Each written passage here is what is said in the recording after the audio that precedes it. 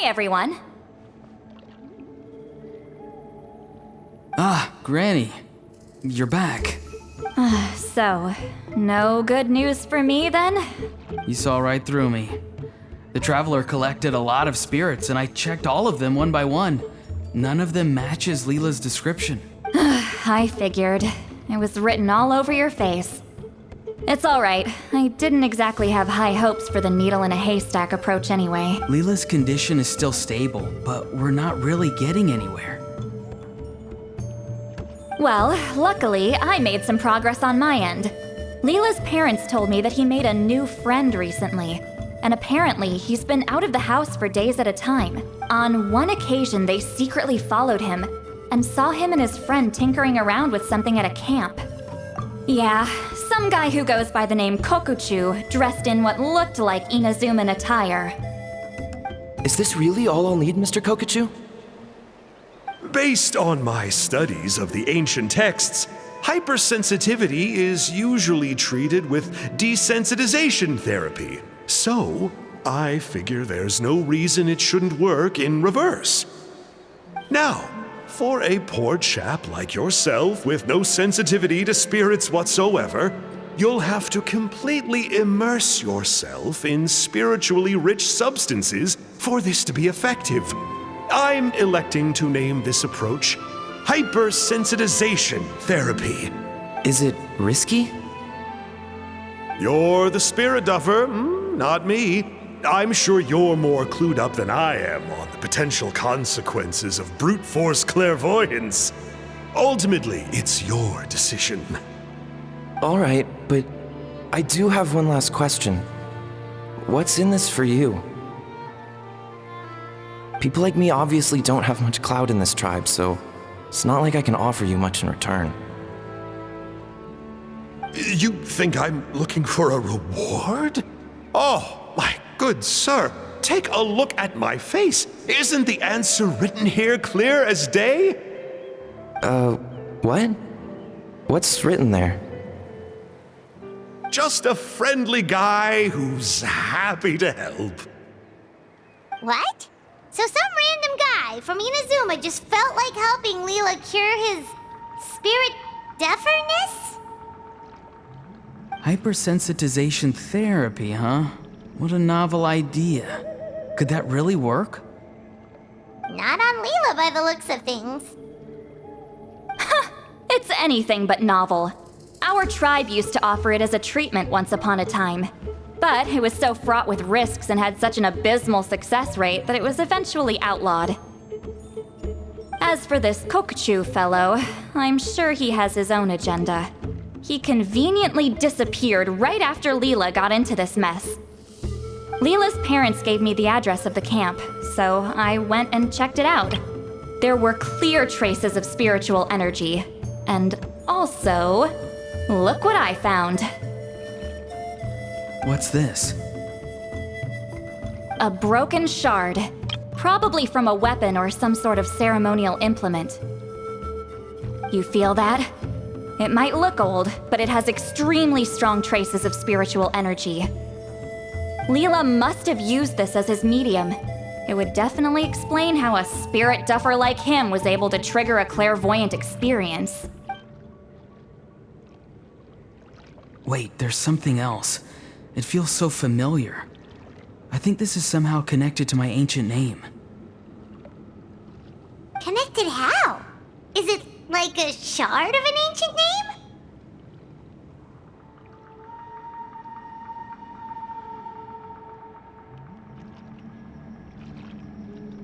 No, more like... I think this item might have belonged to a previous bearer of my ancient name. Okay, that's it. Granny's getting itchy clairvoyance fingers. I'm going to try using this shard as a medium. Cool, same as last time? The Traveler can use the Spirit Loom to record what you find on a woven scroll. Nope. Ororon can do the recording this time. Why? It's a safety measure. You have a better understanding of the spirit domain than the Traveler. If this really is a Sanhaj relic, you'll be better placed to deal with the fallout in the event that something goes wrong. See, Paimon? Told you Granny has a soft spot for the traveler. Look at her not wanting to put her in danger. Meanwhile, I'm just a grandkid, so I'm expendable.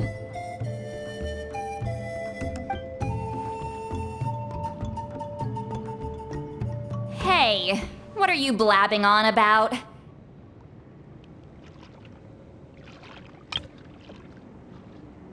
Sorry, Granny. I'm ready now. Then let us begin.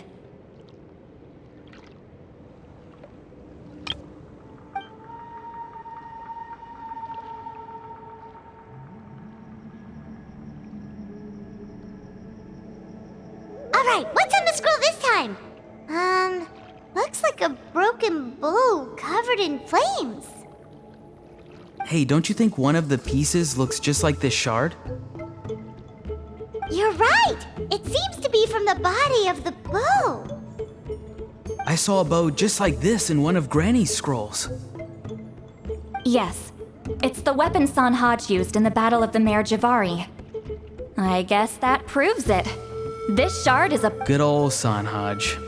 The relic's spiritual energy was fluctuating very strongly, but I wasn't in any danger at all. The traveler probably would have been fine as well. Now that's a true hero, huh? Generations later and the stuff he used to own is helping to treat spirit duffers. I still think there's more to this story, though. Kokochu must have had his own motives beyond just treating Leela's condition. Well, okay, we saw the full bow just now, right? Maybe he wanted to see it too, so he could track down the other pieces. I don't know if he'd have anything to gain by doing that. Even if they're Sanhaj relics, I still doubt he'd have much use for a broken bow. Also, why use a spirit duffer in that case? You're basically setting yourself up for failure. Huh? Layla's body is responding! Let me take a look. I can sense a spirit being drawn to the relic. Looks like Granny's plan is working. Leela's spirit is being drawn to the bait. In that case, let me try again. This time using both Leela's body and the shard as mediums. You can do it, Granny. I'm ready to go too. You got the itch too, huh? Plus, Ororon went last time. It's only fair to take it in turns. Fine by me. We know it's safe.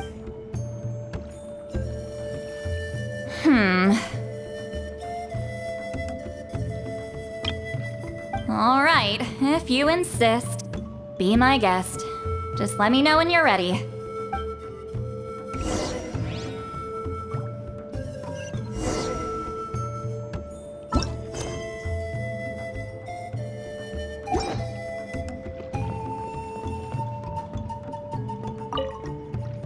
You ready?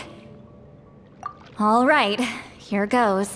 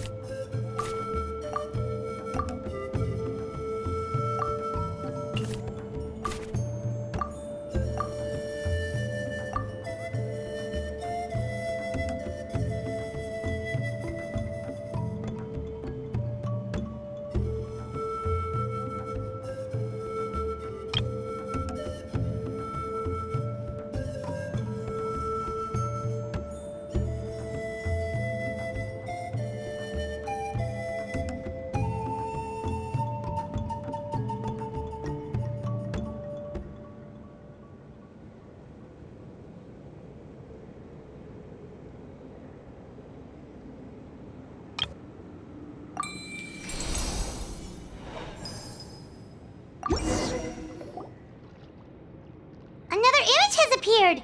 This one is. A map? Of where? Could it be the Mare Javari? The Mare Javari? The Mare Javari was reduced to a desolate wasteland after that big battle. Or rather, it became known as the Mare Javari after what happened there. The ashes of the monsters and warriors who fought there covered the entire battlefield. Sometimes, bone-chilling cries would be heard from the depths. Other times, the whole region would become engulfed in towering flames, drowning out the cries. That place is full of untold dangers and mysteries. Over the centuries, the finest adventurers have tried to prove themselves by venturing in. Sadly, most ended up perishing there. That lasted up until around 20 or 30 years ago, when strange things started happening. People started speaking of an enormous dark creature the size of a mountain, roaming around inside the Mare Javari. And then, shortly after that, the whole region just completely disappeared. Nobody knows how, but that infamously ominous place just vanished from the face of the world. What? How the heck? I know, right? Anyway, if I'm not mistaken, the place indicated on this map is where it used to be before it disappeared. At the westernmost part of Natlan. It's a very remote location, far away from any of the tribes. There never used to be a settlement there, but there's more people since the Mare Javari. Anyway, that's just what I've heard. I've never been there myself.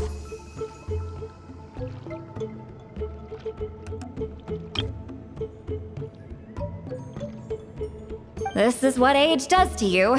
The older you get, the less adventurous you become.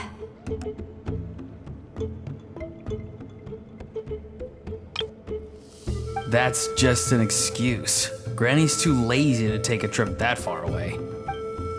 Hold on a second. There's a spirit approaching the shard and the woven scroll.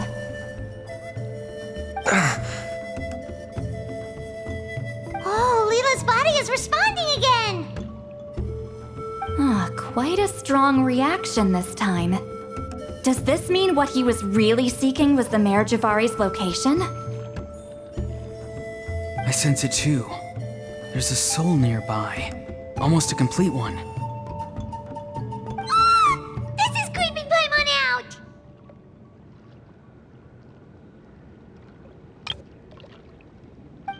out! Seems like the plan is working. So, can we just wake him up now? Not today. You might think bringing a spirit back into its body is like pouring water from one bottle into another, but it's far more complicated than that. I need to borrow a ceremonial sword and make some other preparations. It'll take me about 2 days. But don't worry, now that his spirit's returned, there's just one step left. Let's meet up again in 2 days.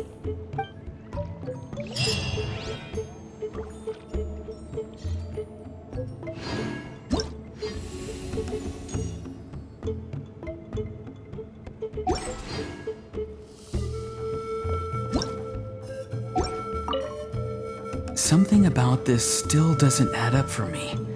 If that Kokchu guy was really plotting something, why would he— unless that was also bait?